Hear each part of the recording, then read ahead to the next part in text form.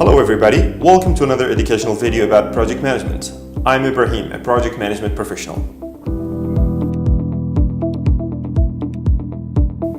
Our lives are surrounded by various known and unknown risks. Some are manageable while others are not.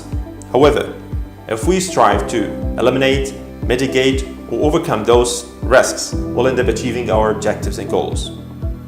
We anticipated that risk, and we have a plan to resolve it.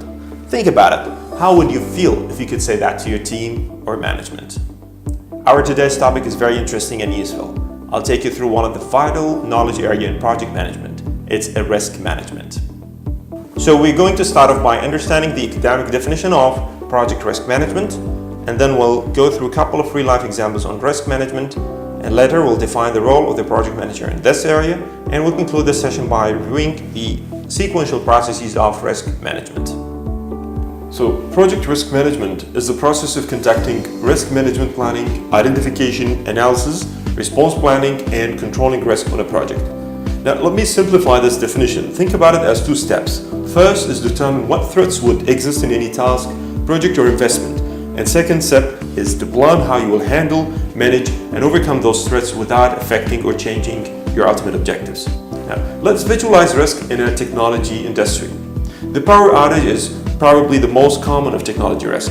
It mostly occurs during power maintenance by supplier or due to other natural disasters. So the companies may tend to back up their systems with generators to avoid disrupting their daily operations. This is how they manage the risk. Another example in construction industry, the fire is the most common of construction risk.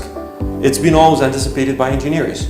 So to manage this risk, they install fire alarm and smoke detectors in the buildings and buy an insurance to mitigate the impact which would be caused by such unknown risk. So now as a project manager, what would be your role in this area? Simply, it's a daily activity that a project manager should be doing against their projects to minimize and eliminate any threats that would impact the progress of their projects. Risk evaluation and re-evaluation is a permanent task that should be performed by project manager starting from initiation all the way through closing the project. Beside that, project managers should document the identified risk, which would help to define various risk approaches that could be used further in future projects. Now, there are three interesting facts I would like to share with you on project risk management. First is up to 90% of the threats that are identified and analyzed in the risk management process can be eliminated, and project managers involved and rely on project sponsor, team, stakeholders in identifying the risk in any projects. The risk management has sequential processes that help us to be attentive throughout the project life cycle, realistic while creating the final project management plan, and prepared to mitigate and eliminate any risk that would arise. It starts with the first process to plan risk management. Here to define how to conduct risk management activities for a project. Second, identify risks to determine which risks may affect the project and documenting their characteristics.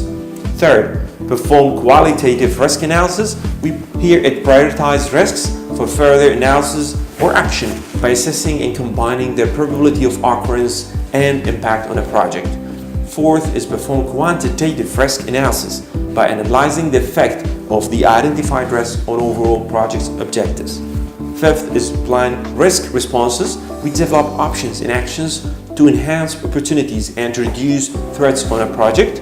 And last but not least is control the risk by implementing risk response plan, tracking the risk which we have identified, monitor the residual risks, and identify new risks by evaluating the process effectiveness throughout the project life cycle. Finally, this was what our session is all about. I hope it sounds useful and beneficial to you. Please stay tuned for the upcoming sessions with Learning with Examples. See you soon.